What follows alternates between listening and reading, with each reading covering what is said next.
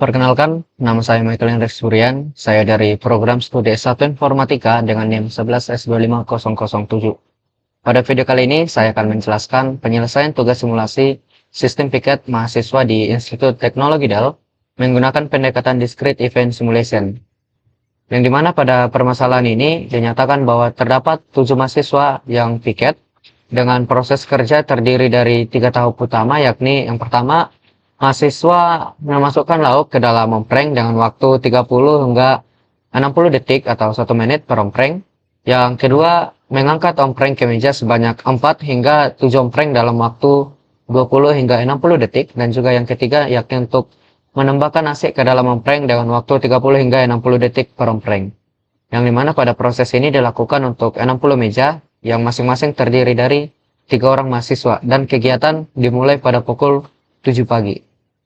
Nah, yang dimana dari permasalahan ini kita dapat mengidentifikasi bahwa sistem ini nantinya akan memiliki beberapa tahap pada prosesnya dan juga waktu proses akan bersifat acak dan juga untuk jumlah petugas nantinya akan terbatas dan ada kemungkinan adanya dilakukan sistem antrian. Nah, karena terdapat variasi waktu dan juga keterbatasan pada resource itu sendiri, maka pendekatan yang tepat adalah dengan menggunakan simulasi berbasis event discrete. Nah, sekarang saya akan menjelaskan bagaimana code yang saya buat untuk menyelesaikan permasalahan tersebut. Nah, di bagian ini saya mengimport seluruh library yang dibutuhkan untuk membangun sistem simulasi ini, yang dimana di sini ada Streamlit yang saya gunakan untuk membangun dashboard yang lebih interaktif, dan ada SymPy saya gunakan sebagai engine discrete event simulation. Ada juga NumPy dan juga Random yang saya gunakan untuk menghasilkan distribusi waktu secara acak. Ada juga Pandas untuk pengolahan data hasil simulasi, dan ada juga Plotly yang saya gunakan untuk menghasilkan visualisasi seperti Gantt chart dan juga grafik analisis yakni bottleneck. Nah, jadi pada bagian ini adalah bagian fondasi tools yang saya gunakan dalam membangun sistem ini. Dan selanjutnya juga ada bagian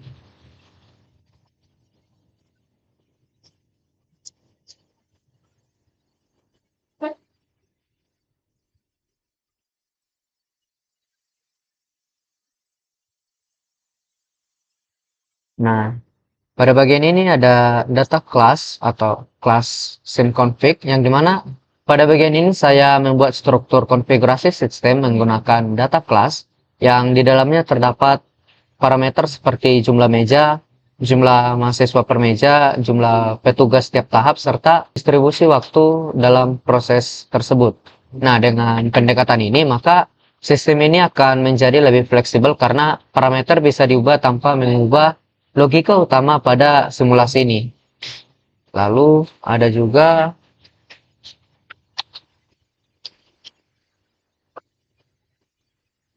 di sini juga ada kelas table record yang dimana pada kelas ini saya gunakan untuk menyimpan rekaman waktu setiap meja. Yang dimana setiap tahap akan meliputi bagian seperti bagian lauk, bagian mengangkut, dan juga bagian nasi yang akan dicatat saat waktu dimulai hingga selesai dan waktu tunggunya juga. Nah, yang dimana pada bagian data ini nantinya akan digunakan untuk menghitung KPI dan juga mendeteksi bottleneck sistem atau saat mencapai batas kinerjanya sendiri. Juga di sini ada bagian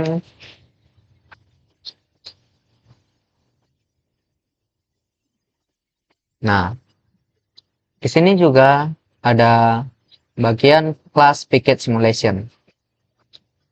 Yang dimana di sini pada bagian konstruktor ini saya membuat environment berupa SymPy yang dapat mendefinisikan resource untuk setiap tahap pada proses, yang dimana resource ini nantinya akan merepresentasikan jumlah daripada petugas yang tersedia. Dan karena jumlah petugasnya nantinya akan terbatas, maka akan terjadi antrian ketika semua resource sedang sibuk. Yang dimana pada hal ini akan semakin mempertegas bahwa antrian tentunya akan terjadi karena keterbatasan pada resource yang dimiliki. Nah, di sini juga ada pada bagian pada bagian ini Fungsi ini akan merepresentasikan alur satu meja dari awal hingga selesai, yang dimana setiap meja harus melewati 3 tahap secara berurutan, yang dimana pada setiap tahap, meja akan melakukan request terhadap resource. Nah, jika resource tersedia, maka akan langsung diproses, namun jika tidak, maka harus menunggu terlebih dahulu. Nah, ini merupakan inti daripada discrete event ini sendiri, yang berbasis event dan juga resource constraint. Nah, kita mulai pada proses yang pertama pada bagian lauk. Yang dimana tahap pertama ini merupakan tahap pengisian lauk dan ini mengikuti proses distribusi antara 30 hingga 60 detik per mahasiswa. Dan karena satu meja nantinya hanya terdiri dari beberapa mahasiswa, maka waktu total akan dikalikan dengan jumlah mahasiswa.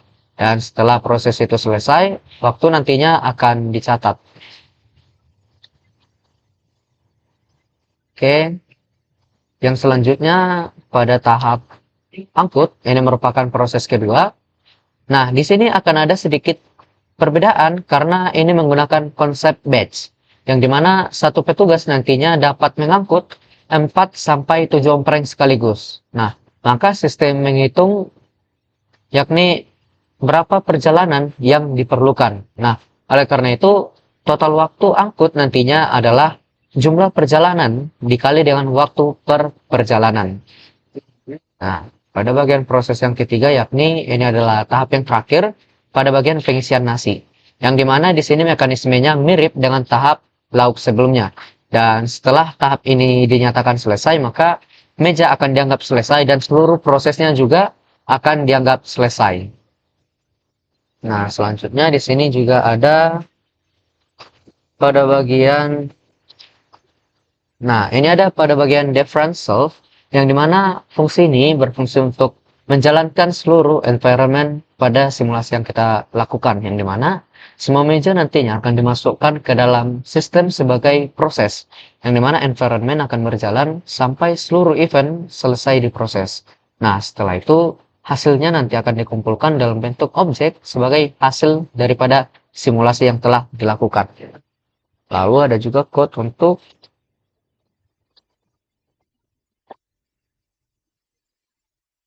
di sini juga ada code detect underscore bottleneck, yang dimana pada bagian ini sistem nantinya akan menghitung rata-rata waktu tunggu pada setiap tahap, dan tahap dengan waktu tunggu tertinggi nantinya akan ditentukan sebagai bottleneck itu sendiri. Nah, secara teori sistem antrian bottleneck adalah titik dengan delay terbesar yang terjadi dalam suatu sistem.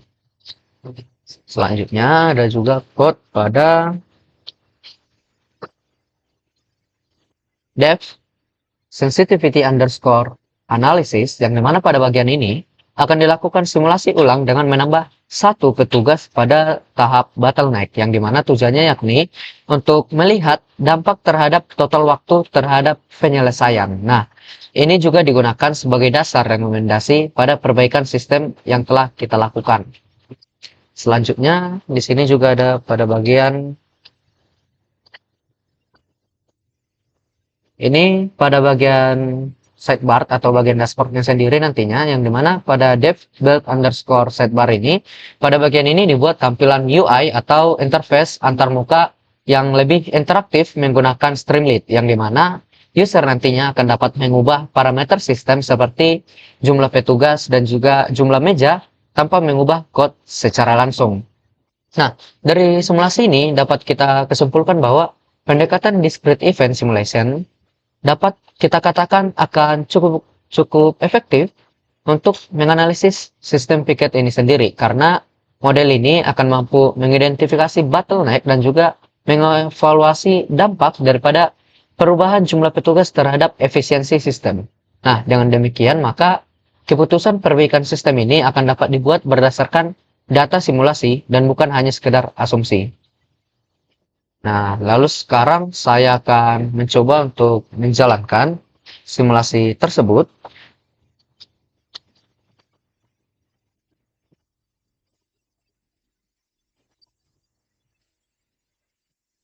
Aplikasi simulasi ini berbasis Streamlit yang telah saya program yang dimana aplikasi ini nantinya akan memungkinkan pengguna untuk mengatur parameter sistem dan juga melihat hasil simulasi secara interaktif. Dan dengan pendekatan ini, sistem tidak hanya dianalisis secara teori, tetapi juga akan dapat divisualisasikan secara langsung.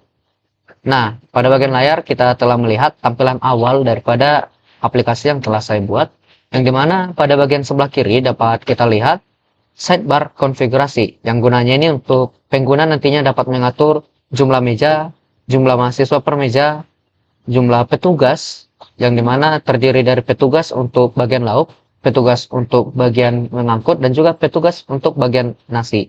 Nah, selain itu juga tersedia pengaturan untuk bagian distribusi waktu secara random sheet, yang dimana ini untuk menjaga konsistensi hasil pada simulasi ini. Nah, dengan fitur ini juga sistem ini akan dapat diuji karena pengguna dapat menyesuaikan konfigurasinya sendiri nantinya.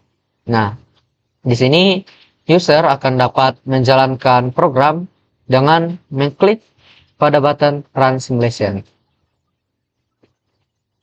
Nah, pada bagian atas, ketika telah di-run, maka akan ditampilkan Key Performance Indicators atau KPI utama, yang dimana di sini kita dapat melihat total waktu penyelesaian seluruh sistem, dan juga akan dapat kita lihat rata-rata waktu tunggu serta total meja yang diproses, yang dimana KPI ini sendiri juga akan mampu memberikan gambaran yang lebih cepat mengenai performa sistem secara keseluruhan. Dan di sini juga tersedia beberapa chart yang memudahkan kita untuk membaca hasil simulasi dengan visual yang lebih menarik berdasarkan data yang tersedia. Yang dimana chart yang pertama ialah Gantt chart, yang dimana pada grafik ini akan menunjukkan alur waktu setiap meja pada masing-masing tahap. Dan dari sini kita dapat melihat secara visual apakah terdapat penumpukan proses pada tahap-tahap tertentu. Nah, juga jika terlihat antrean panjang pada suatu tahap, maka kemungkinan besar disitulah bottleneck nantinya terjadi. Nah, di sini juga ada progress chart yang gunanya untuk menganalisis seberapa lama waktu yang dibutuhkan untuk menyelesaikan seluruh proses daripada simulasi ini hingga selesai. Nah, yang dimana pada grafik ini juga ditampilkan rata-rata waktu tunggu dan juga tahap dengan nilai tertinggi yang akan menunjukkan adanya kemacetan di dalam sistem, sehingga berdasarkan data ini sistem akan dapat menentukan tahap mana yang perlu ditingkatkan kapasitasnya.